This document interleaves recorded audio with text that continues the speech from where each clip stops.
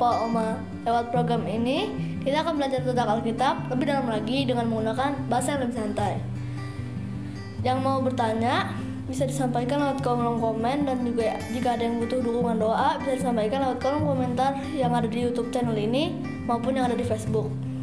Juga mohon dukungannya dengan like, subscribe, dan tekan tanda loncengnya. Dan jika ada yang ingin mendukung lebih lewat dana, bisa disampaikan lewat nomor rekening yang tersedia di kolom deskripsi. Dan lebih dari segalanya, mohon dukungan doanya ya, agar program ini bisa menjadi berkat bagi banyak orang, terlebih menyenangkan hati Tuhan.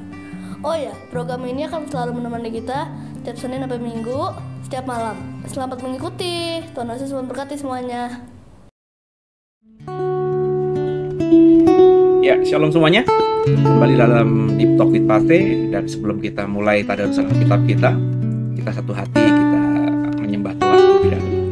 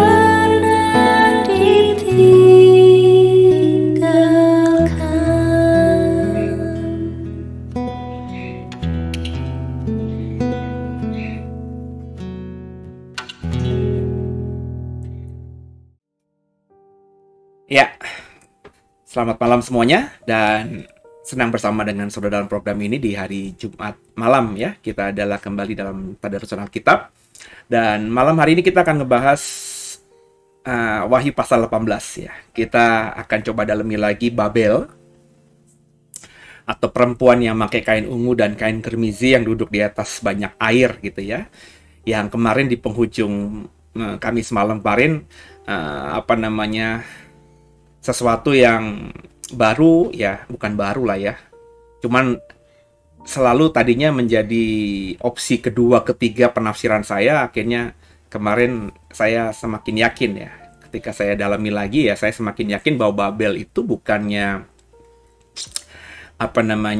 negara atau kerajaannya si antikristus ya, karena ternyata dari ayat-ayat yang kita baca kemarin, binatang itu dan juga ke-10 negara yang berkoalisi dengan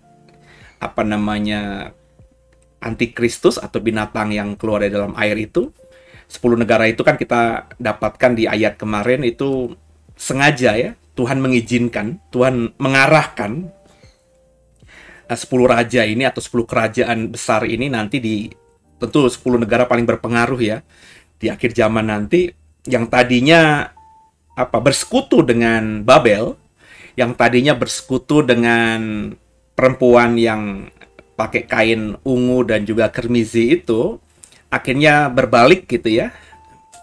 Akhirnya bersekutunya atau berbalik kepada membangun persekutuan dengan antikristus, sehingga akhirnya di ayat-ayat yang kita baca di pasal 17 terakhir itu, mereka akhirnya menyerang ya, atau mengalahkan Babel ini ya, mengalahkan negara yang paling berpengaruh, yang paling besar di akhir zaman itu, sehingga akhirnya antikristus dan 10 kerajaan inilah yang mendominasi kekuasaan saat itu, selain tentunya Yesus yang sudah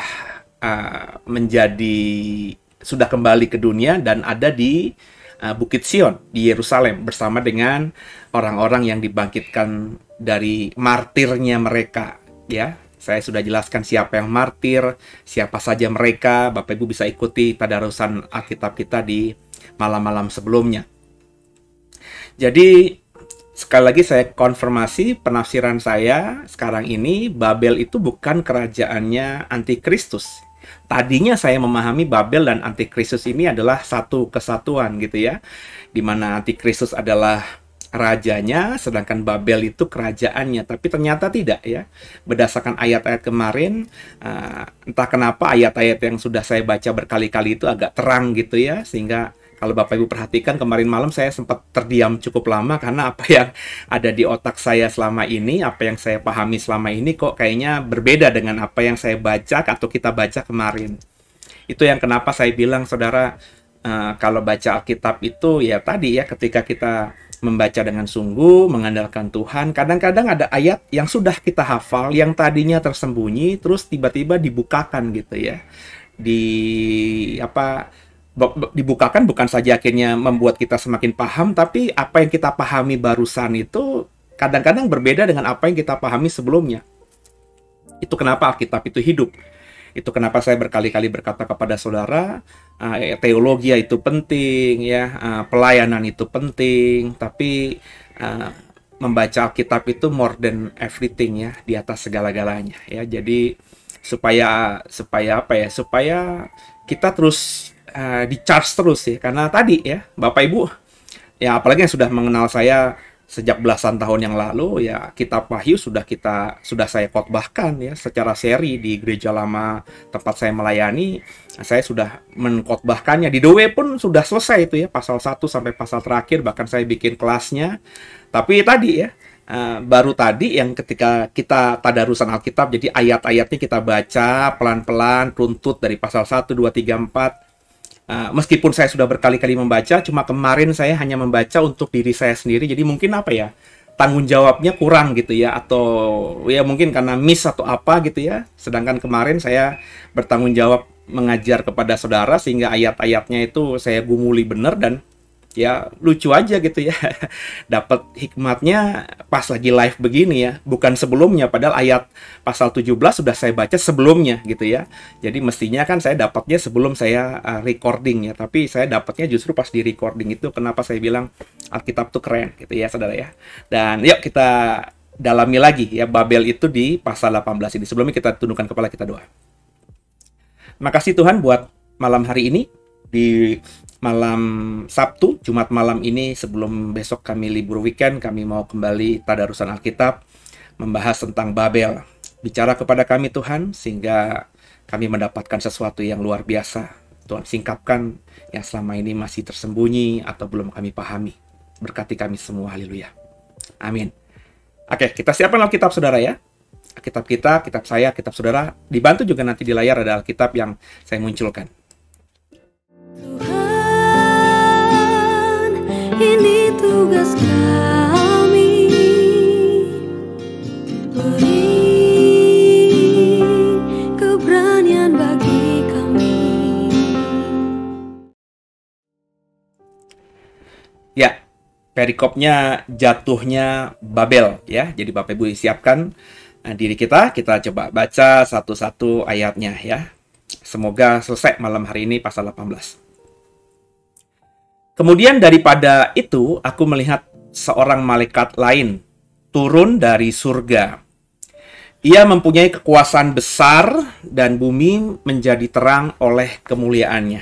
Ya, menarik di sini dikatakan bahwa Yohanes kemudian kembali melihat malaikat. Jadi kalau Bapak Ibu perhatikan di Wahyu saja ya, Yohanes sudah, meskipun dia tidak bisa menamakan, meskipun dia tidak bisa mendeskripsikan lebih detail, tapi berkali-kali Yohanes berkata, aku melihat malaikat, aku melihat 7 malaikat, aku melihat malaikat yang lain. Itu berkali-kali ya saudara. Jadi dari sini saja pemain atau apa ya ya pemain yang berperan sebagai malaikat ya di dalam akhir zaman, kalau ini kitab Wahyu kita anggap sebagai sebuah skenario film gitu ya, itu sudah beberapa pemain ya yang menjadi malaikat. Kan kita perhatikan aja saudara ya, udah bukan cuma 1-2 tapi banyak sekali yang dijabarkan, meskipun tidak detail oleh Yohanes. Itu jelas person atau pribadi yang berbeda satu dengan lainnya ya. Ini malaikat yang lain lagi ya, turun dari surga. Ya, kalau turun dari surga berarti dia berasal dari surga gitu ya. Turun dari surga berarti dia ke bumi. Berarti Yohanes saat itu berada posisinya dalam penglihatan itu ada di bumi, bukan lagi di surga. Ya. Ia mempunyai kekuasaan besar dan bumi menjadi terang oleh kemuliaannya. Ya, dikatakan ada malaikat yang kuat ya, ada malaikat yang memiliki kekuatan yang besar. Ini kan definisi-definisi yang mungkin karena ketidakpemahamannya Yohanes, atau mungkin juga dalam penglihatan itu tidak dijelaskan baik oleh suara yang dari mimbar, baik oleh tua-tua maupun juga oleh keempat makhluk atau makhluk surgawi lainnya. Tapi Yohanes bisa mendeskripsikan bahwa ini malaikat yang kita baca di pasal 18 beda dengan malaikat-malaikat yang lainnya ya. Meskipun dikatakan kemarin ada yang malaikat yang kuat ya, ini dikatakan ia mempunyai kekuasaan yang besar. Ya, ini saja sudah mengindikasikan bahwa ada hierarki malaikat. Dalam dunia roh itu ada hierarki kekuasaan.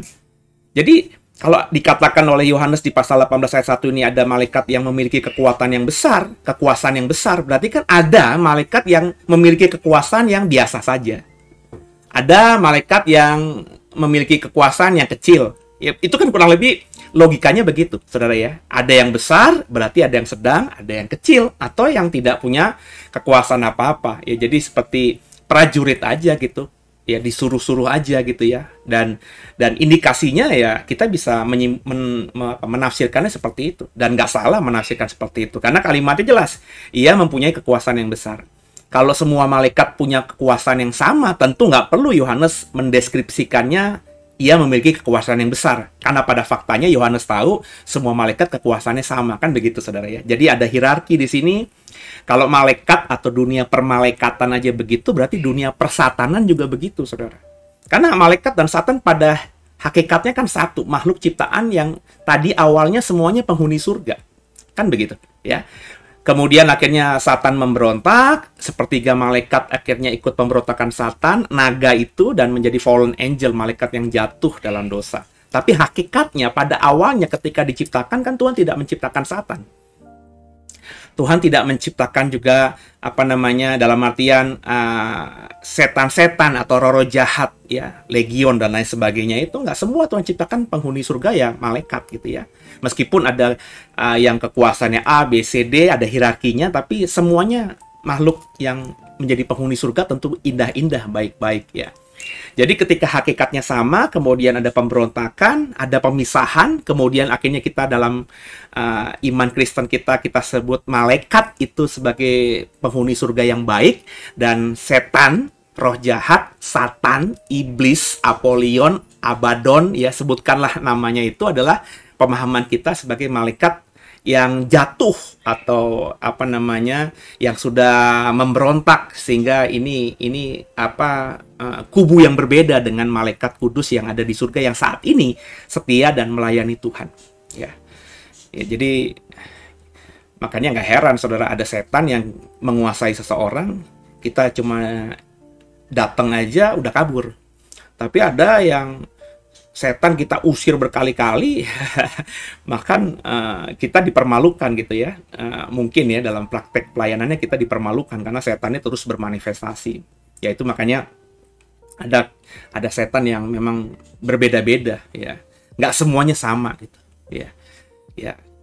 Dalam praktek pelayanan saya yang saya lakukan dulu gitu ya, ketika saya masih di gereja lama kan saya cukup ambil bagian dalam pelayanan pelepasan itu ya. Ada setan yang cuma saya tumpangi tangan gitu aja, nggak perlu saya macam-macam, sudah bermanifestasi, sudah keluar ya.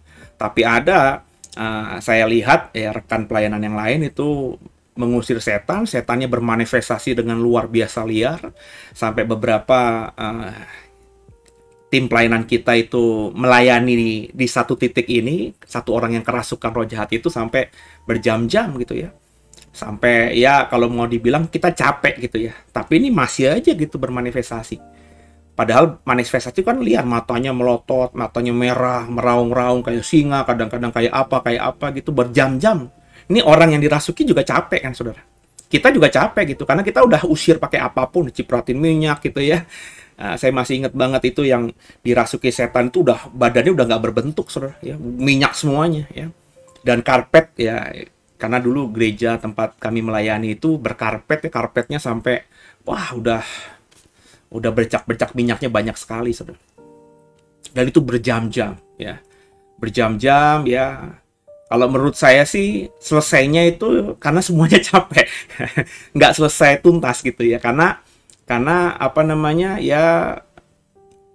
redup dengan sendirinya gitu ya. Jadi bukan keluar karena tiba-tiba langsung plong gitu si orangnya, tapi lemes dengan sendirinya. Jadi ya, yang ketika itu kan saya sudah memahaminya, jadi saya bilang sama rekan-rekan, ini nggak bisa ini jangan dibilang udah beres, ini belum beres ya. Mungkin karena tubuh yang dipakai oleh Satan ini udah capek, sehingga Satannya juga juga mungkin juga gimana gitu ya. Sehingga saya bilang dulu, nanti kalau ini kan dalam konseling pelayanan pra-baptisan, jadi nanti saya bilang kalau nanti mau ke baptisan, kita layani lagi nih orang nih ya. Jadi jangan langsung dimasukin di kolam baptisan, kita layani lagi. Terus kalau memang belum beres juga, ya sudah nanti kita ngomong sama gembala dan tim di dalam kolam itu bahwa ini belum beres ya. Jadi supaya dilayani di kolam gitu ya, di kolam baptisan. Jadi ada hal-hal seperti itu. Tapi ada banyak yang cuma ditumpangi tangan. Bahkan kita nggak perlu teriak-teriak, dalam nama Yesus keluar, setan udah keluar. Manifestasi tapi keluar gitu. Dan kita tahu kalau sudah punya pengalaman dalam pelayanan ini, setan keluar dengan setan itu berdiam saja, itu kita tahu, kita bisa melihatnya gitu ya. Dari ekspresi dari orang yang kerasukan setan ini kita bisa melihatnya, bisa menilainya. Dan kita kan kalau sudah punya pengalaman tuh kepekaannya lebih ada gitu ya. Jadi lebih peka gitu ya. Bukan berarti lebih hebat, enggak. Orang tuh semuanya kalau mendalami satu bidang pasti lebih peka, lebih ahli. Itu kan sesuatu yang wajar, saudara ya. Seorang lulusan STM ya yang belajar segala macam kemudian lanjut ke ke teknik mesin ya, sehingga soal permesinan ini orang ahli banget, sama orang yang sehari-hari kerja di bengkel ya, bermain dengan semuanya ya, meskipun dia tidak berpendidikan tinggi. Saya berani yakin saudara ya, dalam prakteknya ini orang yang di lapangan, di bengkel ini ya, dari hal yang kecil, motor kecil sampai motor traktor dia sudah pernah kulik-kulik gitu ya, sampai membetulkannya, ini pasti lebih ahli ya. Secara teori mungkin dia tidak bisa menjabarkannya, tapi kalau kita kasih masalah, kita kasih bahan ya, ini mesin rusak tolong betulin ya, dia mungkin dengan cepat ya. Alih-alih yang lulusan teknik mesin ini belum tentu kita kasih dia langsung bisa menyelesaikannya gitu kan, karena terbiasa. Orang kalau biasa itu hebat ya. Kayak koki-koki ya. Sebenarnya kalau mau ngomongin masakan, karena saya belum lama ini kan sering masak juga saudara.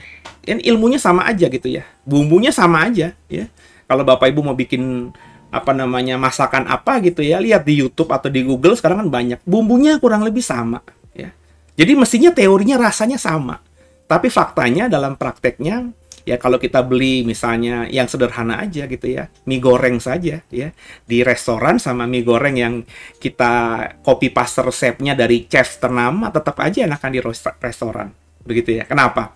Karena yang masak di restoran itu meskipun dia tidak tahu ilmunya ya, tidak tahu resep dari chef yang ternama gitu ya, tapi dia dalam keseharian dia udah tahu gitu ya selanya. Bahkan kalau kita belajar masak kan ada garamnya diukur banget, berapa gramnya gitu. Lalu dia ceplok, lempar aja, dia sudah feeling aja gitu ya. Dia sudah tahu aja gitu ya. Dan pasti hasilnya enak gitu ya. Kenapa? Karena terbiasa. Jadi dalam dunia pelayanan juga begitu. Berkhotbah juga begitu. Ya.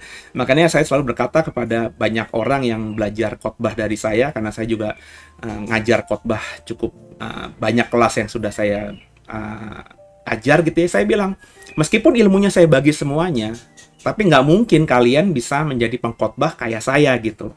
Paling tidak dalam waktu yang sama nggak mungkin, kecuali kalian jam terbangnya luar biasa gitu ya. Dalam artian habis belajar ilmu khotbah, kemudian setiap hari khotbah gitu ya. Nah, setiap hari ada pelayanan, buat khotbah, materi khotbah, terus dia sampaikan dalam bentuk khotbah. Orang ini akan punya skill yang khotbah yang luar biasa. Tapi kan kebanyakan nggak gitu ya.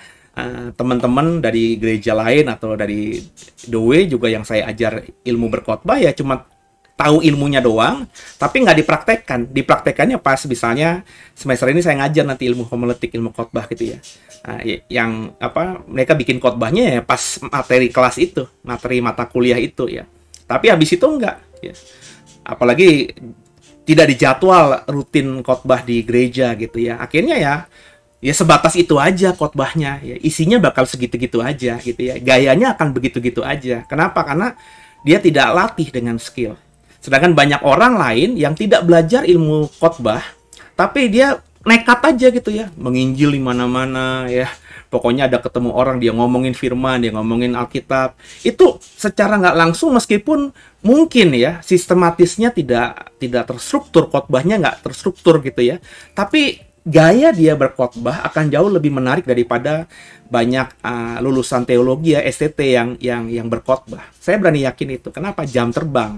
Jadi saya selalu berkata, orang kalau ahli dalam satu hal itu pasti lebih peka. Bukan lebih pinter, tapi lebih peka dan lebih tajam dan lebih ahli. Beda ya, bukan lebih pinter. Kalau pinter pasti yang belajar.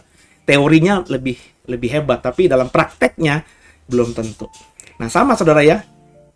Jadi kembali ke dalam tadarusan Alkitab kita ini, bahwa malaikat itu yang kita pahami ini malaikat yang sangat besar, dan bumi menjadi terang oleh kemuliaannya. Menarik, padahal bumi sebelumnya sudah gelap, di mana matahari sudah hancur. Bapak Ibu perhatikan kan ya, dari 7 sangkakala, kemudian 7 malapetaka, cakrawala itu sudah hancur ya, sudah luar biasa. Dan di malapetaka kemarin ada sinar matahari yang panas yang membakar manusia. Tapi dikatakan di pasal 18 ini, bumi menjadi terang bukan oleh panas matahari yang menghanguskan manusia ya, tapi terang oleh kemuliaannya. Kemuliaan ya, kemuliaan dari siapa? Dari malaikat yang kekuasaannya besar ini.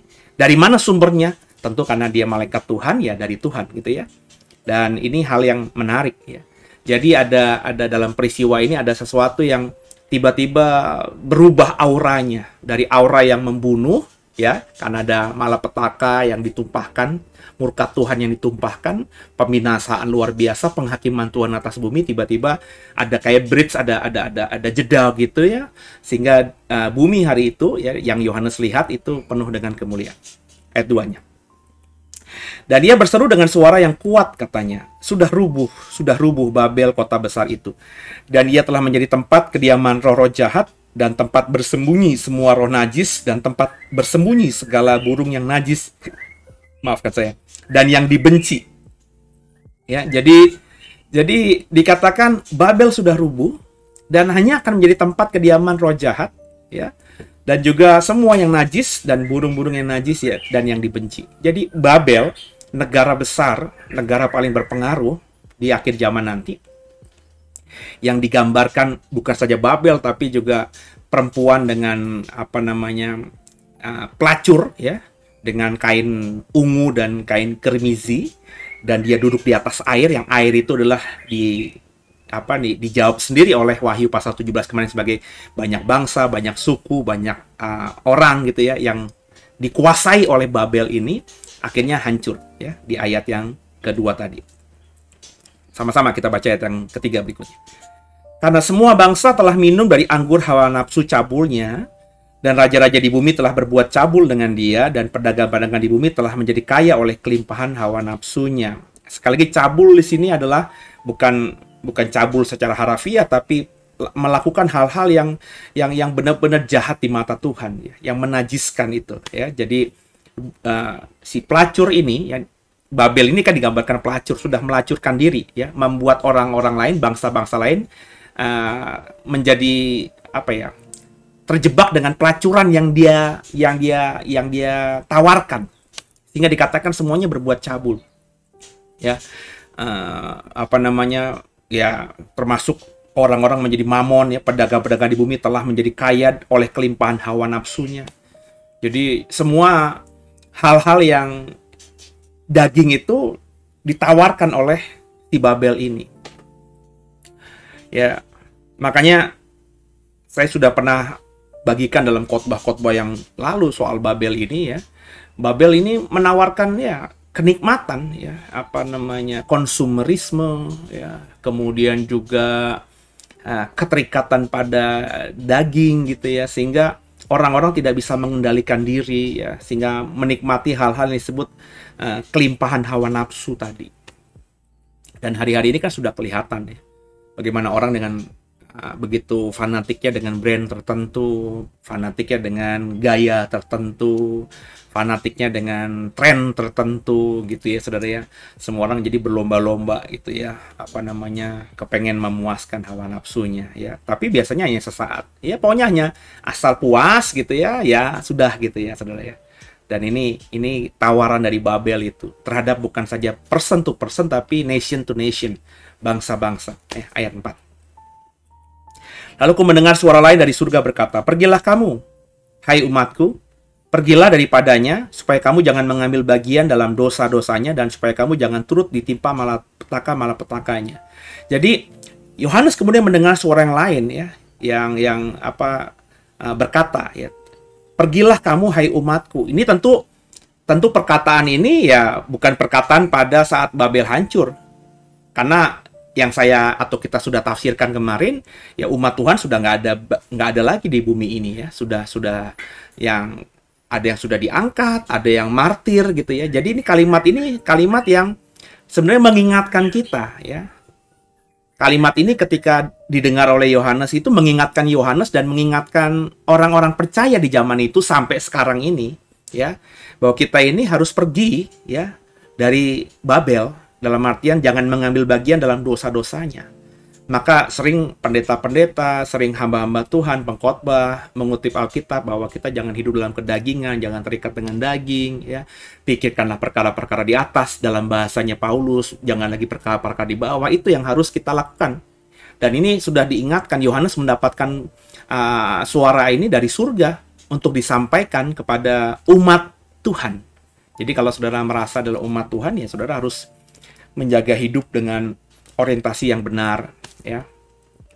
Kalau misalnya semata-mata untuk daging, ya buat apa? Tapi kalau untuk kemuliaan Tuhan, ya kerjakan dengan maksimal, gitu ya. Lanjut ya, ayat yang ke-5. Sebab dosa-dosanya telah bertimbun-timbun sampai ke langit, dan Allah telah mengingat segala kejahatannya. Jadi jangan dibilang Allah tuh nggak ingat akan dosa pelanggaran yang diperbuat, ya. Dalam hal ini adalah Babel, ya.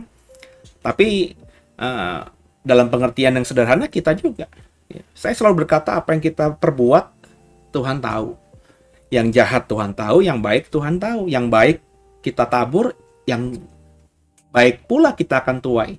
Yang baik, yang jahat yang kita tabur, yang jahat pula yang akan kita tuai. Kan begitu, ya. Karena Allah mengingat. Dalam konteks ini kejahatan Babel Allah mengingat. Seolah-olah hari ini kayaknya Tuhan diam aja gitu ya. Kok ada orang yang korupsi, bahkan ditangkap sama KPK, dihukum cuma 3 tahun, selesai, ya. Keluar tetap kaya dia, ya. Tetap hidup dengan berkelimpahan. Aduh ya, gimana gitu ya. Saya punya orang yang saya kenal gitu ya, saya nggak mau sebut lah ya, karena takut nanti ini menyinggung. Tapi ada orang yang saya kenal deket, saudara, cukup deket lah dengan saya dan keluarga gitu, yang jelas-jelas masuk penjara karena korupsi, ya. Dan masuk penjara, ya. Ada beberapa waktu di dalam penjara, ya. Saya dapat informasi itu. Tapi keluar tuh dengan oke, ya. Ketika masuk memang, aduh, korupsi dia, ya. Buat jahat dia gitu ya. Tapi orang ini bagi saya di dalam santai-santai aja, ya. Kenapa? Karena yang sudah dikorupsinya ya dia bisa simpan. Jadi dia hanya buang badan aja gitu, ya. Di penjara oke lah, 1 tahun, 2 tahun, mungkin 10 tahun kalau itu besar sekali. Kayak saya juga kenal cukup dekat dengan ada pribadi seseorang yang merugikan banyak orang, bahkan nilainya itu bukan cuma 1M, 2M, mungkin miliaran, belasan miliar, atau mungkin ratusan miliar, saudara. Dan di penjara orang ini. Sekarang ada di penjara, ya. Tapi bagi saya, dia santai saja. Ya oke lah, ya. Gue harus masuk penjara, dihukum misalnya 11 tahun, 12 tahun gitu ya. Tapi pada prakteknya kan nggak mungkin 12 tahun di penjara. Kalau dia berbuat baik, ya, di dalam penjara, dia ya jadi napi yang teladan, dia pasti dapat remisi, pemotongan lagi, ya. Sehingga mungkin efektifnya hanya 5 tahun, 6 tahun di penjara, saudara. 5 tahun, 6 tahun di penjara dengan dia, maafkan saya ya, dengan dia sudah korupsi, misalnya yang dia simpan, dia umpetin di mana ada sekitar puluhan miliar gitu ya. Dia 5-6 tahun di penjara, terus keluar dengan hidup mewah dengan puluhan miliar yang dia simpan, dia akan worth it. Karena kalau kerja biasa 5-6 tahun, 7 tahun, taruhlah 10 tahun, belum tentu dia bisa punya penghasilan atau simpenan gitu ya sampai puluhan miliar, kan begitu ya. Dan ini jangan dipikir hal-hal seperti ini Tuhan nggak catat gitu, saudara ya. Jadi hati-hati ya dengan kita ya, karena saudara yang dengar saya kan, dengan apa yang kita perbuat Tuhan lihat itu ya, Tuhan catat itu ya. Kemudian kita baca ayat yang ke 6. Balaskanlah kepadanya, sama seperti dia juga membalaskan, dan berikanlah kepadanya 2 kali lipat menurut pekerjaannya. Campurkanlah baginya 2 kali lipat di dalam cawan pencampurannya. Perhatikan baik-baik. Jadi, tuaiannya itu lebih berat. Ya. Balaskanlah kepadanya, sama seperti dia juga membalaskan, dan berikan kepadanya 2 kali lipat menurut pekerjaannya. Campurkan baginya 2 kali lipat di dalam cawan pencampurannya. Ayat 7 lanjut ya. Berikanlah kepadanya siksaan dan perkabungan sebanyak kemuliaan dan kemewahan yang telah ia nikmati. Sebab ia berkata dalam hatinya, aku bertahta seperti ratu, aku bukan janda, dan aku tidak akan pernah berkabung. Jadi saudara, inilah penghakiman Tuhan nanti. Ya. Apa yang didapatkan orang dari kejahatannya itu, orang itu mungkin berkata, aku sekarang penuh dengan kemuliaan, kemewahan, aku bisa mengangkangi hukum, ya, aku bisa pakai hukum yang ada untuk memuaskan kedaginganku. Oke, aku ya kayak hal tadi yang saya contohkan itu. Tapi perhatikan baik-baik, saudara. Ya, apakah ketika dia sudah dihukum oleh negara, oleh dunia, ya, oleh hukum yang ada di dunia, dia tidak dihukum dengan hukumnya Tuhan? Ini hal yang berbeda loh, saudara. orang yang membunuh, ya, itu ketika ketahuan siapa yang dibunuh dan dia ngebunuh gitu ya, pasti ditangkap polisi kan. Ditangkap polisi, ya kalau aturannya benar, orang ini pasti nggak mungkin bisa lepas. Apalagi kalau bukti-buktinya sangat jelas, pasti dihukum oleh dunia, masuk ke penjara beberapa tahun, bisa seumur hidup bahkan, ya. Bahkan ada beberapa juga yang kita tahu dihukum mati juga. Tapi apakah dengan penghukuman dunia ini Tuhan tidak memberikan hukuman kepada dia?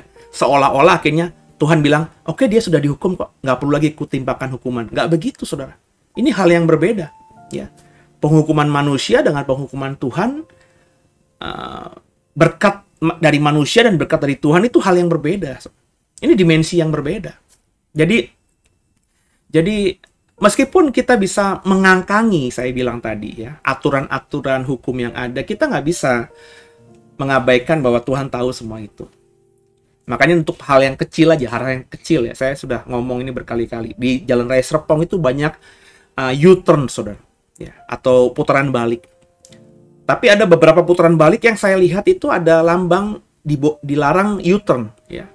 Dan Bapak Ibu kalau tinggal di Serpong, misalnya dari rumah saya Alam Sutra gitu ya, terus kita dari Bundaran Alam Sutra kita ke kiri ke arah BSD ya, ke arah BSD Plaza gitu ya.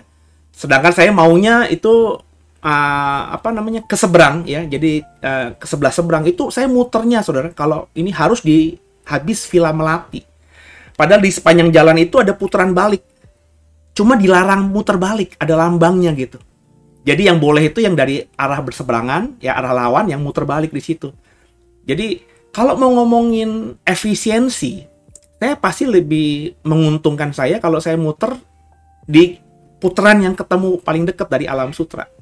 Tapi karena dilarang muter, ya, saya belajar awal-awalnya nggak gitu. Ini baru beberapa tahun aja, saudara. Ya, saya pikir lah nggak ada polisinya. Terus ada polisi, ada itu Pak Ogah itu yang sengaja memang mengarahkan itu. Padahal ada rambunya jelas gitu ya. Bayar dia gope, selesai gitu ya. Cuma saya pikir ini ada rambunya dilarang muter nih, ya. Saya ketika akhirnya belajar untuk ya sudahlah hal kecil, ya udahlah agak jauh dikit. Tapi bukan dikit lah, lumayan sudah jauhnya itu ya. Mesti lewatin ada 3 atau 4 putaran baru kita ketemu putaran yang legal gitu ya dari Alam Sutra. Tapi saya kerjakan itu. Ya. Karena tadi meskipun saya bisa melanggar, ya, tapi kan Tuhan catat itu. Ya, saya nggak tahu, penghakiman kan urusan Tuhan ya. Apakah dilarang memutar itu terus ketika kita langgar jadi dosa apa tidak? saya nggak mau bermain di area itu ya. Kalau menurut hukum lalu lintas itu salah ya, bisa didenda, bisa ditilang. Tapi kalau hukumnya Tuhan ya mestinya ya saya nggak mau bilang dosa lah ya. Kalau soal dosa nggak Alkitab nggak ngomong kan dilarang muter balik di tempat yang dilarang muter balik, kan nggak ada gitu. Jadi biarlah itu bagiannya Tuhan. Tapi tadi saya untuk hal yang kayak gitu-gitu aja berusaha ya udahlah ya. Akhirnya terbiasa. Ya, sampai sekarang saya sudah komitmen kayaknya nggak pernah saya langgar itu. Meskipun ya contohnya kalau kita keluar pagi nih ya, misalnya keluar pagi sekitar jam 6, jam 7 gitu kan mobil masih jarang sekali. Jadi muter balik pun nggak akan ganggu siapa-siapa gitu, dan polisi nggak ada juga. Tapi tetap aja saya terus, karena saya sering beli jangkrik gitu ya, dan itu harus kondisinya muter jauh gitu. Ya.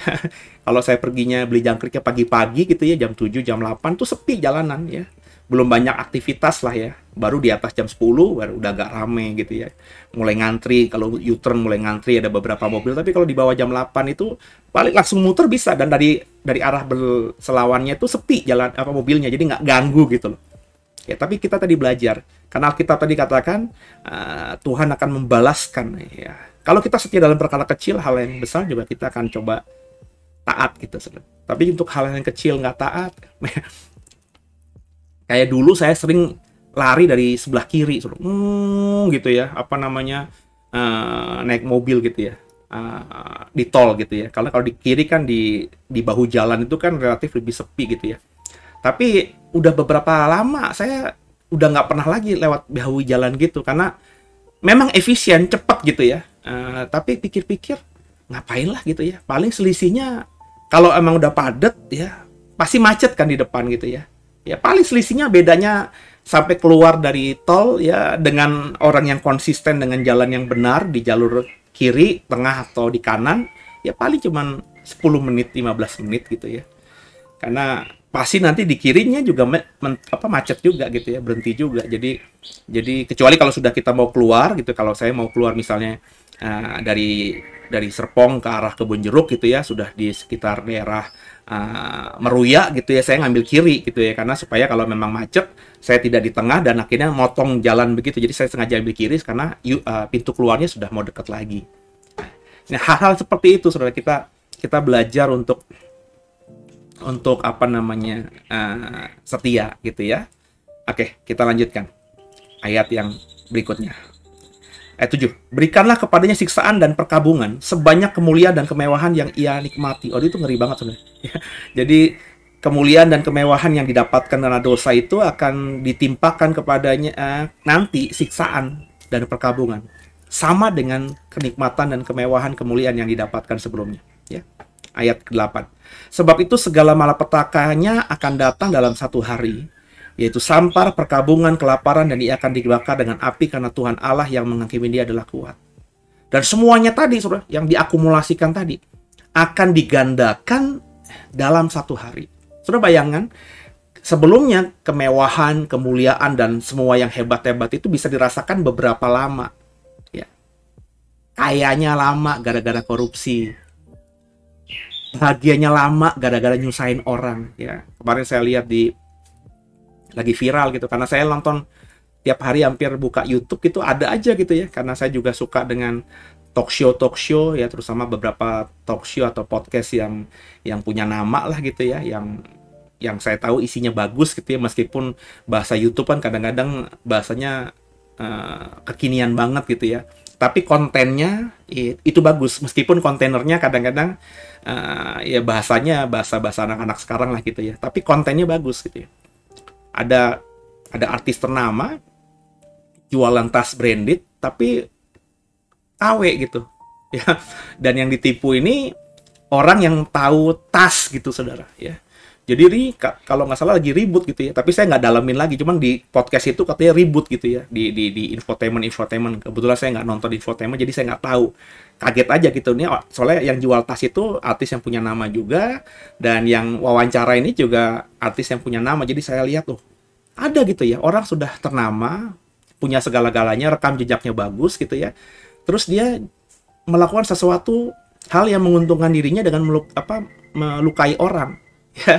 Ya, apesnya yang ditipu beli tas ini ya, itu tahu. Jadi kalau tas, katanya ya, kalau tas mahal, tas yang branded itu kalau udah jago itu dicium baunya aja udah ketahuan, katanya gitu. Resettingnya juga demikian dan lain sebagainya, dia sudah tahu, dan akhirnya dituntut untuk kembalikan uang aja, nggak ke hukum gitu ya. Jadi masalah karena nggak bisa dikembalikan. Kalau dia bisa mengembalikan kan, kalau jujur kan ya tinggal balikin aja selesai. Dia faktanya nggak bisa balikin, bahkan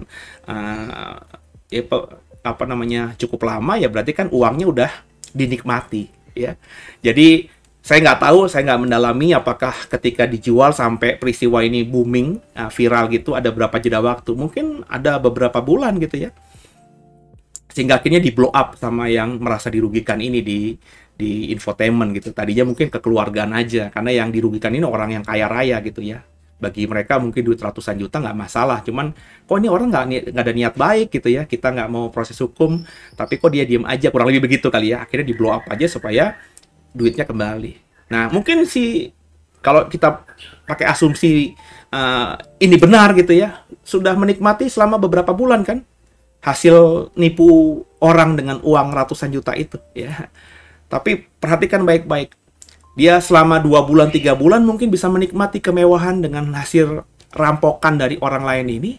Tapi nanti dalam penghakimannya Tuhan, ya, itu dalam waktu yang satu hari, dalam waktu yang sama, ya, sampar terjadi, perkabungan terjadi, kelaparan terjadi atas orang itu. Alkitab katakan tadi di ayat 8. Ini kan berganda, Jadi bagi saya ketika saya mendalami ini, itu nggak worth it gitu loh. Sesuatu yang kita dapatkan dari bukan yang halal, yang haram, yang bisa kita nikmati, Ya, meskipun itu melukai orang, kita nikmati selama ya sebulan, 2 bulan, kita ngambil gaji orang gitu ya, kita nipu uang orang di bank gitu ya. Kita dapatkan itu, terus kita bisa beli handphone, kita bisa makan di mana, ke hotel ya, traktir siapa-siapa, beli baju-baju bagus, selama mungkin 2 bulan, 3 bulan. Tapi nanti penghakiman dari Tuhan itu semuanya tadi ya direkap dalam satu waktu. Waduh, saudara, itu gimana tuh ya? Ketika semua yang kita lakukan itu dihukum Tuhan dalam momen yang sama, pasti jauh lebih berat ya. Penghakiman Tuhan adalah kuat, kata ayat 8. Lanjut ayat 9. Dan raja-raja yang di bumi yang telah berbuat cabul dan hidup dalam kelimpahan dengan dia akan menangisi dan meratapinya ya. Mereka akan berdiri jauh-jauh karena takut akan siksaannya, dan mereka akan berkata, celaka-celaka engkau, hai kota yang besar, Babel, hai kota yang kuat, sebab dalam 1 jam saja sudah berlangsung penghakiman. Jadi orang-orang, semua manusia, semua negara, semua bangsa yang tadinya berbuat cabul juga ya, dan hidup dengan kelimpahan sama dengan negara ini atau pemimpin itu atau bangsa ini, Babel itu ya, menikmati keduniawiannya juga, konsumerismenya juga ya. Itu melihat dari jauh ya. Jadi yang saya dapatkan dari ayat-ayat ini berarti yang dihukum Tuhan itu adalah yang utama Babelnya. Dan bangsa-bangsa yang mengikuti gaya ya, stylenya si Babel diikuti gitu ya, itu akhirnya berkata, gila ya, dalam 1 jam aja penghakiman atas Babel terjadi. Hanya dalam 1 jam. Ini mungkin kayak, maafkan saya kalau saya kurang tepat menggambarkannya, kayak Hiroshima Nagasaki Perang Dunia Kedua. Ya kan? Amerika yang tadinya dalam sejarah ya nggak berpikir ikut perang, meskipun negara-negara sekutunya sudah dihancurkan oleh Jerman. Bapak Ibu kalau belajar sejarah dunia kedua kan, London sudah hancur, dibombardir sama Hitler sama Nazi, Prancis sudah jatuh ya. Amerika kan masih diam aja, seolah-olah ini dia Jerman nggak nyentuh gua ya. Jadi gua wait and see aja. Kalau nyentuh ya nanti baru ikut perang. Amerika dulu gitu kan. Tapi akhirnya Amerika mau nggak mau ikut perang gara-gara lagi nggak ada angin, nggak ada hujan, tiba-tiba Jepang yang tanpa diprediksi sebelumnya itu membom Pearl Harbor ya, wilayah Hawaii, ya, wilayah yang bagian Amerika. Ya. Jepang ketika membombardir Pearl Harbor, ada filmnya, meskipun filmnya banyak fiksinya gitu ya, namanya juga film Hollywood gitu ya. Itu kan euforia luar biasa. Tiba-tiba Jepang yang tadinya sudah menguasai Asia Timur, kayak Indonesia kan sudah dikuasai oleh Jepang, menjadi sesuatu yang menjadi omongan ya. Bayangin Jerman aja nggak nyerang Amerika, ini Jepang nyerang Amerika gitu ya. Euforia ya. Jenderalnya mungkin ya, dipuja-puji, tapi beberapa lama sih ya. Nggak sampai beberapa lama, tiba-tiba Amerika terbang dengan beberapa pesawatnya ya, terus menjatuhkan bom atom di Hiroshima dan Nagasaki, selesai. Jadi hanya dalam hitungan detik aja ya, ketika bom itu hancur, Jepang langsung luluh lantah dan gak lama kemudian langsung kebarkan bendera putih. Dampaknya bukan cuma Jepangnya yang menyerah sama Amerika, tapi semua negara-negara yang sudah ditaklukkan Jepang itu akhirnya juga Jepang mundur, termasuk di Indonesia kan. Indonesia bisa merdeka ya, selain patriotisme para pahlawan, semangat juang mereka, tapi dalam kondisi ini juga, andai kata Jepang nggak dibom sama Amerika, mungkin bisa merdeka ya, tapi mungkin masih lama, atau mungkin juga nggak terjadi, saudara. Ya, karena momen Indonesia, Bung Karno dan pemuda-pemudi di sana, sama Bung Hatta, semangat atau mau memproklamirkan diri karena ada momentum tadi, momentum di mana Jepang dibom sama Amerika. Sehingga Jepangnya sudah menyerah, Jepang menguasai Indonesia, juga Jepang otomatis ini akan menarik diri karena sudah menyerah kalah kan gitu ya. Nggak ada kekuasaan yang berkuasa di Republik ini. Belanda udah kabur, kalah sama Jepang ya. Akhirnya momen itu diambil sama para founding father untuk merdeka. Kan gitu ya sejarahnya saudara. Jadi dalam hitungan sejam Babel itu hancur. Ayat 11 ya. Coba saya cek dulu udah berapa lama nih. Baru 38. Masih lama berarti ya. Oke. Ayat yang ke-11. Pedagang-pedagang di bumi menangis dan berkabung dengan dia, sebab tidak ada orang lagi yang membeli barang-barang mereka. Loh, ketika sumber konsumerisme, negara yang paling konsumtif ya, dan gaya mereka, lifestyle mereka diikuti oleh bangsa-bangsa lain ya, itu hancur, benar-benar hancur dalam 1 jam, otomatis kan ekonomi global juga hancur ya, karena semua fokusnya ke sana. Apa yang ya kayak sekarang model K-pop kali ya, budaya K-pop Korea itu kan lagi booming ya. Apa saja yang dari Korea ya, termasuk makanan, termasuk saya juga ketepa juga gara-gara ini kan kimchi. Saya mana tahu dulu kimchi itu apa ya. Awalnya rasanya kayak apa juga, pertama kali icipnya apa sih nih ya, nggak ada enak-enaknya, tapi karena ya nonton apa ada kimchi, just coba menikmatinya ya, meskipun nggak doyan-doyan amat, tapi saya sekarang ini paling nggak menolak gitu ya untuk masukkan kimchi ke mulut saya, karena sudah mau menerima gitu. Dan makanan-makanan lain kan yang dari Korea kan semuanya tiba-tiba ngetop lah gitu ya. Nah, tiba-tiba kalau misalnya Korea hancur, kita yang mengidolakan Korea, saudara yang suka sama drama Korea, sama K-pop, sama musik artis-artis pop Korea, yang grup itu yang laki-laki kayak yang perempuan, apa namanya saya nggak tahu tuh ya. Ketika itu benar-benar hancur kan, kita kehilangan panutan, kehilangan figur, kehilangan idola gitu ya. Dan itu yang akan dampaknya luar biasa ya. Kayak kosmetik sekarang dari Korea kan luar biasa ya, termasuk yang paling dicari gitu ya, karena ngelihat artis-artis Korea bling ya, lakinya bling, yang perempuannya bling, mungkin kita akhirnya pengen bling juga, nggak sadar bahwa kulit kita nggak seperti mereka gitu ya, jadi agak beda gitu. Lanjut saudara ya, ini yang saya pahami di ayat 11 seperti itu ya. Ayat 12, yaitu barang-barang dagangan dari emas, perak, permata, mutiara, dari lainan halus, kain ungu, sutra, kain kirmizi, berbagai jenis barang dari kayu yang harum baunya, berbagai jenis barang dari gading, berbagai jenis barang dari kayu mahal, dari tembaga, besi, pualam, kulit manis, rempah-rempah, wangi-wangian, mur, kemenyan, anggur, minyak, tepung halus, dan gandum, lembu sapi, domba, kuda, kereta, budak, dan bahkan nyawa manusia. Dijabarkan oleh Yohanes ayat 12 sampai ayat 13. Pertanyaannya, apakah ini yang nanti terjadi nanti? Ya, tentu kalau hari-hari gini, kain kirmizi kan maksudnya kain yang berwarna ungu gitu ya. Itu kan banyak ya, dari yang paling murah sampai paling mahal ada gitu ya. Terus juga hal-hal seperti mur, kemenyan, anggur, minyak, tepung halus ya, gandum. Apakah ini seperti gambaran harafiah ini? Tentu tidak ya. Yohanes menuliskannya apa yang dia lihat dengan pemahaman dia saat itu ya. Apakah kereta ya, kuda dan kereta itu masih menjadi tren di akhir zaman? Enggak lah ya. Di Jakarta aja kita nyari delman aja udah susahnya minta ampun.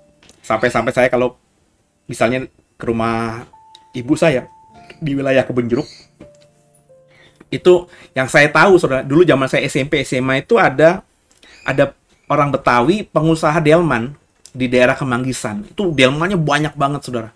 Dan saya tahu tuh setiap hari itu delman dibawa dari Kemanggisan menuju ke Monas. Karena saat itu di Monas ada delman untuk muterin Monas. Karena kan nggak boleh lagi saudara. Ya. Sehingga setahu saya ya sejak dilarang sama, saya lupa sejak Pak Jokowi atau Pak Ahok ya, dilarang itu ada delman itu. Ya, itu saya nggak lihat lagi tuh ada delman-delman di daerah Kemanggisan. Jadi udah cukup jarang saya lihat delman.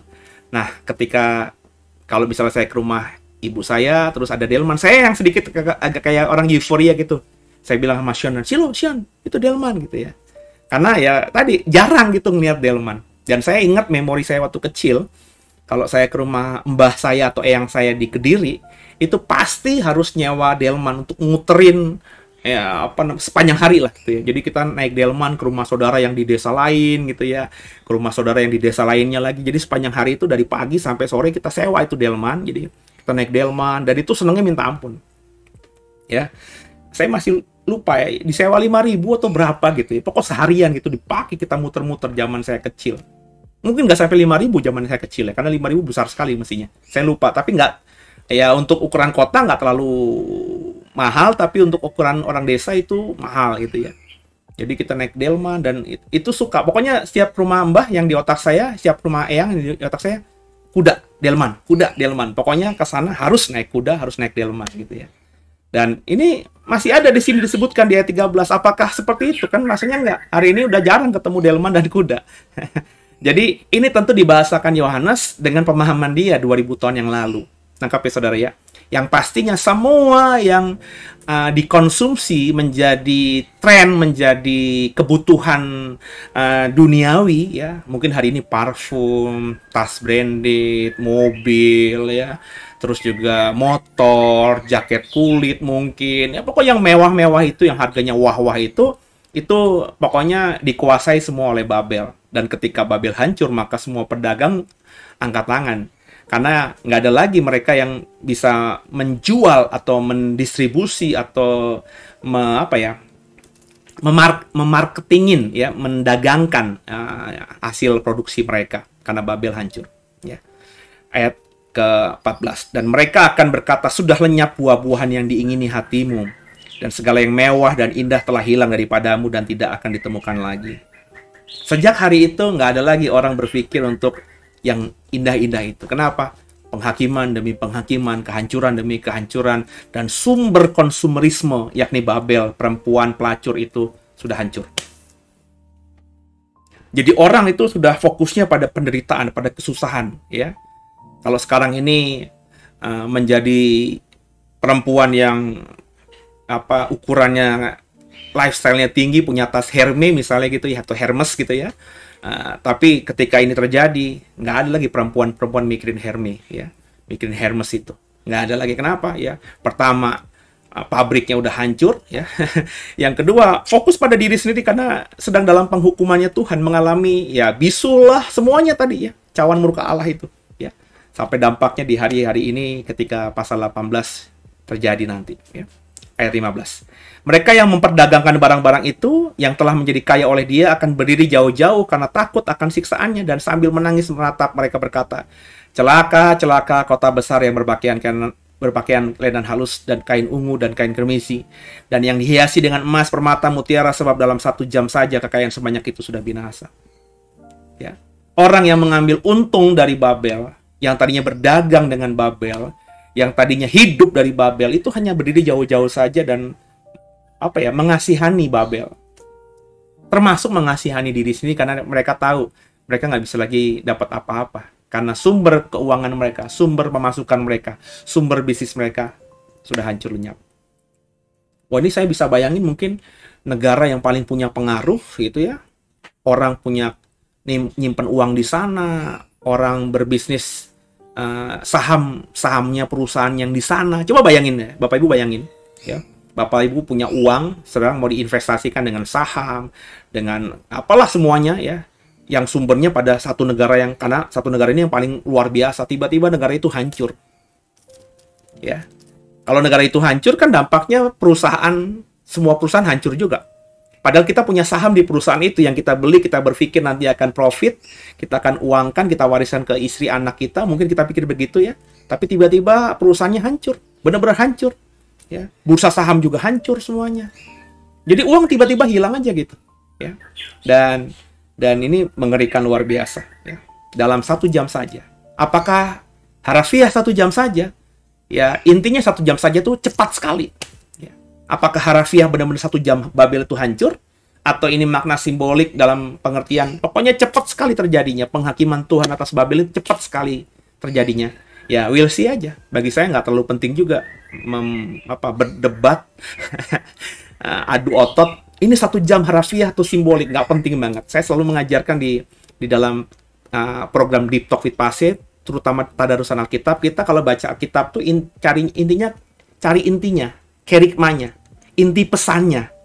Jangan kita capek atau energi kita habis hanya untuk perintil-perintil yang nggak penting banget gitu. Yang kalau dikotbahkan memang keren. Coba saya khotbahkan begini temanya. 1 jam Babel hancur. Makna 1 jam di akhir zaman. Coba saya bikin tema begitu. Ya, saya yakin yang nonton akan banyak. Ya, karena apa nih makna 1 jam di akhir zaman? Apa di akhir zaman cuma 1 jam? Nah kan ada sebelum saya khotbahin aja muncul pertanyaan-pertanyaan terhadap orang-orang yang membaca tema yang akan saya mau khotbahkan. Ya, orang akan ribut dengan hal-hal seperti itu, tapi nggak usah gitu ya saudara. Kita cari hikmahnya dalam pesan ini. Ya kalau bagi saya 1 jam aja itu artinya cepat sekali. Ya. Karena kita sudah mau 1 jam ini, cepat sekali ya. Padahal apa namanya? Belum selesai nih pasal 18 ini ya. Lanjut ayat 17. Dan setiap nahkoda dan pelayar dan anak-anak kapal dan semua orang yang mata pencariannya di laut berdiri jauh-jauh ya. Bukan saja jauh-jauh apa namanya dari Babel, tapi emang laut sudah menjadi darah semuanya kan ya. Jadi orang-orang yang sudah nggak bisa punya penghasilan di laut ini juga jauh-jauh ya, dan berseru ketika mereka melihat asap api yang membakarnya katanya. Kota manakah yang sama dengan kota besar ini? Dan mereka menghamburkan debu ke atas kepala mereka dan berseru sambil menangis dan meratap katanya, celaka, celaka kota besar yang olehnya semua orang yang mempunyai kapal di laut telah menjadi kaya oleh barang yang mahal, sebab dalam 1 jam saja ia sudah binasa. Bersukacitalah atas dia, hai sorga, dan kamu, hai orang-orang kudus, rasul-rasul, nabi-nabi, karena Allah telah menjatuhkan hukuman atas dia karena kamu.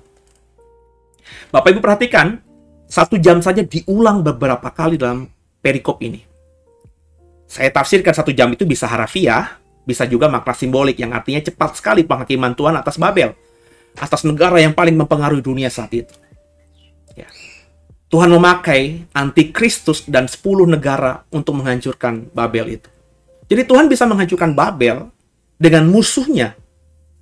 Tuhan tuh luar biasa. Tuhan bisa bahkan kalau kita pakai pemahaman iman, Tuhan bisa memberkati kita lewat musuh kita, saudara. Makanya jangan bermusuhan sama orang. Kadang-kadang Tuhan bisa pakai orang-orang yang tidak kita anggap itu, orang-orang yang tidak masuk hitungan itu untuk memberkati kita loh. Sebaliknya dalam konteks yang kita sedang bahas di Tadarusan Wahyu 18 ini, Tuhan menghancurkan Babel dari mana? Selain dari penghakiman yang terjadi atas dunia, Tuhan pakai tangan antikristus, Tuhan pakai tangan 10 raja yang berkoalisi dengan antikristus untuk mengalahkan Babel ini. Baca atau ikuti Tadarusan yang kemarin, yang saya agak tersekat di penghujung materi di Kamis malam kemarin ya. Jadi saudara, Tuhan bisa pakai. Jadi 1 jam tuh cepat sekali penghakiman Tuhan di akhir zaman nanti ya. Jadi jangan berpikir Tuhan nanti menghakimi lama ya. Ada yang bahkan berpikir kita sekarang dalam penghakimannya Tuhan. Enggak, penghakiman Tuhan atas dunia ini cepat sekali, termasuk atas Babel, sangat cepat, 1 jam. Nah, dibahasakan atau ditafsirkan literal 1 jam benar-benar 60 menit atau cepat sekali, silahkan saudara memahaminya gimana. Saya membuka 2 kemungkinan untuk hal itu ya. Dan yang menarik di sini, penghakiman Tuhan, hukuman Tuhan atas Babel itu terjadi kenapa? Karena kita yang teraniaya gara-gara Babel ya. Karena mereka Babel dan gaya mereka yang membunuh kita, membuat kita akhirnya martir, darah kita, kesakitan kita, penderitaan kita, kesusahan kita dihitung sama Tuhan. Dan Tuhan nanti akan melimpahkan amarahnya karena orang yang melukai kita kepada mereka cepat di akhir zaman nanti. Ya Bapak Ibu kan hari ini setia misalnya. Aduh, itu keren banget ya, tante itu ya pakai tas bagus, bajunya bagus, lihat deh ya. Dia kalau jalan tuh sambil kalau kita mau salaman aja kayaknya gimana, jijik gitu sama kita. Kita menderita ya. Kita ada kesempatan untuk korupsi, kita ada kesempatan untuk berbisnis dengan nipu orang, tapi kita nggak pakai itu. Kita ada kesempatan bisa cari untung yang besar, tapi kita nggak gunakan. Kita cari untung yang normal-normal saja. Ini namanya dagang, harus cari untung dong. Kalau dagangnya maunya rugi ya bodoh saudara ya. Cuma kita nggak seperti orang lain, nggak seperti tante itu yang dapat barang harga 10.000 dijual 1 juta. Kita jualnya cuma 20.000, untung 10.000 ya, nggak apa-apa untung kecil ya. Yang penting barokah, berkah gitu ya. Orang itu enggak. Orang itu ada kesempatan korupsi, dia korupsi. Kita bisa korupsi perusahaan, uang perusahaan karena di depan mata dan kita udah hitung-hitung kayaknya aman, nggak akan ketahuan. Kita nggak lakukan, kita menderita. Susah hidupnya, miskin ya, mungkin teraniaya. Tuhan, teman gue korupsi hidupnya enak, gue enggak ya, nggak bisa bikin istri gue seneng, anak-anak gue seneng. Tapi dengarkan ya, kalau kau tetap som dengan hidup seperti itu, kau pasti terpelihara. Nggak mungkin kau akan jadi susah miskin. Karena iman kita Tuhan pasti lihat. Dan selain itu, apa yang menjadi isi hatimu, ya, nelangsa kita, ya, nangkap ya Bapak Ibu ya, pasrah kita, ya. Karena nggak mau melakukan hal-hal yang menyakiti orang lain yang dilakukan oleh orang lain sehingga mereka bahagia di dunia ini. Itu nanti akan menjadi alatnya Tuhan. Tuhan akan tunjukkan kemahadilannya kepada kita dengan menghukum orang-orang seperti itu. Jadi bersyukur. Kita sekarang ini susah. Kita nggak bisa bersyukur. Benar ya? Jujur aja. Tapi nanti kita akan bersyukur. Mungkin beberapa orang, mungkin banyak orang, ternyata Gusti Orasari, ternyata Tuhan nggak tidur. Tuhan bela kita. Sekarang seolah-olah Tuhan tidur. Kita yang hidupnya lempeng, kok kayaknya hidupnya ya biasa-biasa aja. Nggak kekurangan, tapi nggak berlebihan. Ya, lihat orang hidupnya jahat, kok enak aja gitu ya. Seolah-olah Tuhan kok kayaknya buat dosa malah lebih enak ya. Nggak ditangkap polisi, tapi kita tetap setia dengan hidup benarnya. Ya. Jadi supaya kita nggak akan sia-sia. Saya percaya Tuhan pasti akan lihat semua yang kita lakukan. Ya, itu yang, ya dalam bahasa saya selalu berkata sebagai contoh aja dengan program seperti ini ya, saya belajar cuma ya udahlah ya, bikin materi di YouTube yang memang pas aja, yang bagus aja, jangan yang sensasi-sensasi ya. Ya. nggak cari materi-materi yang wah gitu. Apakah saya bukannya gimana? Apakah saya nggak tahu caranya buat materi di YouTube supaya viewernya wah, ya. Ya.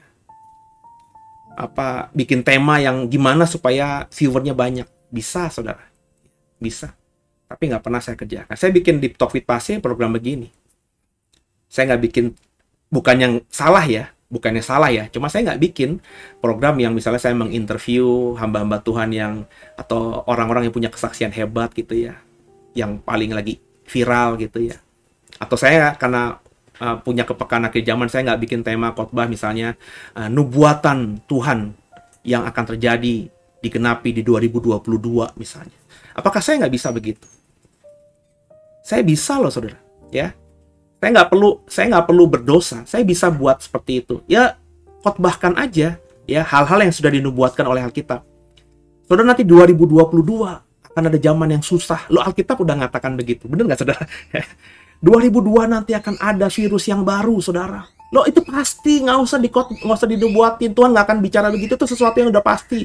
Penyakit sampar akan menjadi penyakit di akhir zaman. Sampar itu kan penyakit yang tidak ada obatnya di zaman Alkitab, saudara. Perhatikan deh, saudara, kalau mau jujur ya, khotbah hamba-hamba Tuhan. Saya tidak bilang itu salah ya, tapi kalau nubuatan Tuhan untuk 2022, ya, nubuatan Nabi ini terhadap, itu semua isinya normatif semuanya, nggak ada yang spesifik. Jadi sesuatu yang udah ada di Alkitab semuanya. Zaman semakin susah ya, kalau nggak simpen akar pahit nanti akan sakit. Ya udah pastilah saudara, hati yang gembira adalah obat kan. Itu kan nggak perlu dikhotbahkan dengan kalimat pakai nubuatan Tuhan buat 2022 ya. Orang itu sesuatu yang kalau baca Alkitab ya udah kita temukan di Alkitab kita. Kalau nubuatan tuh yang spesifik mestinya. 2022, siap-siap Jakarta akan tenggelam oleh air. Hancur. Nah, itu baru spesifik. Kalau yang ngeri-ngeri ya. 2022 akan ada di mana 3 hari 3 malam matahari tidak akan bersinar. Nah, itu spesifik. Ya, kalau ngomongin yang begitu-gitu. Tapi coba perhatikan semua yang ngaku punya nubuat soal 2022. Isinya semuanya normatif. Dan banyak orang terkagum-kagum. Bener ya Pak Pendeta ya. Lah lo nggak baca Alkitab berarti bro. Yang disampaikan oleh pendeta itu ada di Alkitab semuanya. Bukan nubuatan. Lo itu udah dikatakan ya nubuatan. Tapi bukan nubuatan yang diberikan Tuhan kepada hamba Tuhan itu. Udah dikatakan sama Alkitab ribuan tahun yang lalu. Ya, bahwa dunia semakin hari semakin tua. Akan ada kasih semakin dingin kan begitu. Itu kan sesuatu yang udah dikhotbahkan atau udah dinubuatkan Tuhan Yesus. Akan ada perang di mana-mana, deru mesin perang di mana-mana. Itu kan sudah dinubuatkan juga. Ya. 2022 kemungkinan besar nanti Ya. Nah, Tuhan izinkan ada hujan es. Ya, ini hujan es dinubuatkan juga di Alkitab kita. Kita yang nggak pernah baca Alkitab, orang Kristen kan kebanyakan nggak baca Alkitab. Ih, bener nih, ngeri nih. Padahal dinubuatin di Alkitab. Makanya, supaya kita tidak dibodohi. Saya tidak bilang salah ya, tapi kita dibodohi akhirnya. Ya, oleh banyak orang yang memainkan itu, baca Alkitab dengan benar. Ya. Supaya apa? Supaya kita tahu lah. Jadi jangan jadi orang yang kayak gimana-gimana gitu. Dan saya nggak tergoda untuk hal-hal seperti itu. Kenapa? Ya, karena tadi ya, saya mungkin bisa terpuaskan dengan membodohi saudara. Ya. Tapi nanti, ya saya lebih takut sama Tuhan. Mendingan kita tadarusan Alkitab, pasal per pasal, ayat per ayat seperti yang saya lakukan ini. Meskipun viewernya paling cuma 300. Tapi it's okay. Ya. Semoga dari 300 yang nonton program ini, ya, itu benar-benar ngerti, paham. Dan jadi orang Kristen yang benar, jadi saksinya Tuhan, jadi berkat buat keluargamu, jadi berkat buat gerejamu. Wah, dari 300 orang, dari 200 orang, dari 100 orang. Tapi kalau 100 orang ini jadi orang Kristen yang imannya bener, keren, pakai bingit, wah itu lebih luar biasa. Daripada, ya, khotbah saya, materi saya ini ditonton sama puluhan ribu, tapi 10.000, puluhan ribu orang yang nonton program saya ini, mentalnya mental tempe, imannya iman tempe. Yang cuma suka, wah, penasaran, tapi bodoh secara pemahaman iman. Ya. Jadi sama-sama ya Bapak Ibu ya. Kalau Bapak Ibu diberkati, monggo loh ya, kenalkan program ini kepada yang lainnya supaya orang yang kau cintai juga jadi paham gitu ya. Terlebih kalau Bapak Ibu merasa diberkati lewat beberapa hampir setengah tahun ya. Ya, coba saya cek lagi nanti malam ya. Udah berapa bulan kita tadarusan ini ya. Karena udah banyak kitab, kita hampir masuk ke belasan kitab ini ya. Ya, mestinya ada perubahan. Dan kalau saudara merasa dirimu berubah gitu ya, hidupmu berubah karena program ini, nggak usah puji-puji saya, nggak usah sampaikan ke saya gitu ya. Saya minta aja dengan sangat, kalau kau merasa kau dirubah oleh Tuhan lewat program ini, bagikan program ini kepada yang lain, supaya orang yang kau cintai itu juga bisa mengalami perubahan. Bukan perubahan menjadi gimana, jadi sombong, nggak. Perubahan jadi orang Kristen yang haus sama Alkitab, orang Kristen yang mau lebih hidup benar gitu ya, prioritasnya benar gitu kan. Ya, semoga lewat program-program seperti ini, saudara bertumbuh. Dan coba cari juga, ya, karena saya hanya jam 9 malam, ya, nggak bisa juga setiap jam saya isi, ya. Nah, coba cari juga program seperti ini yang mengajarkan kebenaran, yang banyak juga, saudara, di YouTube, saudara, ya. Coba cari, ya, minta hikmat sama Tuhan, supaya ada roh yang bisa membedakan roh, sehingga ketika kita tahu itu benar, ikuti juga. Ya, support juga program-program seperti itu. Paling nggak, bawa dalam doamu, saudara, ya. Supaya masing-masing kita bisa saling mendoakan, dan lewat doamu program-program yang bagus seperti ini bisa terus jadi berkat bagi banyak orang. Gitu ya, saudara, ya. Dan terima kasih buat kebersamaan kita di malam hari ini.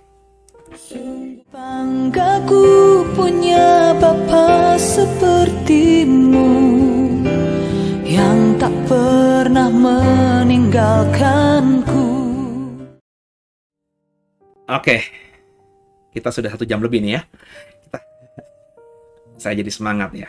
Maafkan kalau ada kata-kata yang mungkin karena terlalu semangat tadi agak keras gitu ya. Tapi mau gimana gitu ya. Ya, memang itu hati saya seperti itu. Saya gemes bener sebenarnya. Saya benar-benar gemes gitu ya. Melihat banyak orang Kristen yang kayaknya beragama, kayaknya beriman, tapi ya masih tempe gitu, saudara. Maafkan, saya bukan meremehkan tempe. Saya suka tempe, tapi masih murahan banget gitu ya.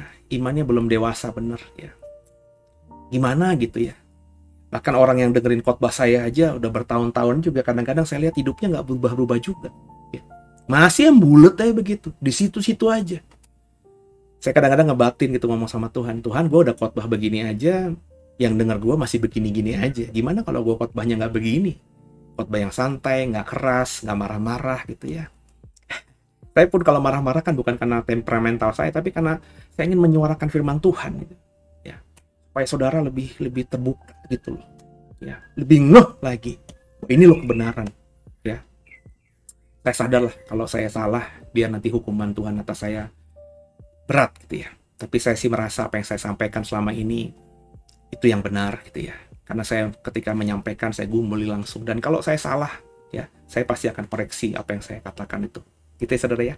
Tolong dukung saya terus agar terus amanah, komitmen, dan saya juga akan mendoakan saudara. Terlebih kalau saudara kasih nama di live chat ya, sehingga saya tahu nama saudara gitu loh ya. Nama-nama yang sering absen di situ ya. Itu saya nggak minta untuk nggak apa-apa gitu kalau nggak kasih komen di live chat atau di deskripsi gitu ya, atau di kolom komentar gitu ya. Cuma paling nggak kalau saudara kasih nama, kayak ada beberapa nama Bu Silvana ya, ada Pak Hari, ada Pak Ken gitu ya, ada Bu Grace gitu kan, itu nama-nama yang karena sering saya sapa akhirnya teringat kan di otak saya nih gitu kan saudara ya. Kan kalau sering disebutkan lama-lamanya ingat. Jadi paling nggak dalam doa gitu kan, meskipun hanya kalau saya nggak tahu pergumulannya kan, saya saya sebutkan cepat gitu ya disebutkan gitulah ya dalam doa saya. Berharap juga saudara menyebutkan saya dan The Way ya dalam doa saudara, meskipun nggak usah 1 jam khusus buat saya, apa yang didoakan juga 1 jam tentang saya ya. Paling nggak Tuhan berkati Pak Seno, berkati The Way, program Deep Talk di Pase, agar Yesus jadi berkat. Ini cuma gitu doang. Ini berapa detik itu? 2 detik, 3 detik gitu ya. Dan kalau kita saling mendoakan, saya percaya kita akan saling dapat berkat dari surga. Gitu ya, tundukkan kepala kita doa. Makasih Tuhan buat malam hari ini. Kami sudah diberkati Tuhan lewat Wahyu pasal 18. Meskipun nggak selesai, kami percaya Tuhan tolong kami nanti di malam minggu besok ya, kami akan selesaikan, kami akan teruskan sehingga Wahyu pasal 18 soal Babel ya yang jatuh ini kami bisa mengerti dengan sungguh, memahami, mendeskripsikannya dengan sungguh, sehingga kami akhirnya tidak terkaget-kaget nantinya ketika kami melihat ada sebuah negara yang besar, pemimpin yang besar jatuh demikian cepatnya. Berkati malam kami, tidur kami percaya mimpi indah. Ampuni salah dosa kami. Yesus Kristus adalah Tuhan Juru Selamat kami yang hidup, dan ke dalam tangan-Mu lah Tuhan Yesus kami serahkan tubuh jiwa roh kami. Haleluya. Amin. Selamat malam semuanya. Selamat istirahat. Sampai jumpa malam minggu besok ya. Jadi malam minggu, bahkan minggu malam pun program ini terus ada menemani saudara, membuat saya dan saudara terus bertumbuh dalam iman yang benar kepada Kristus. Haleluya. Amin. God bless you all.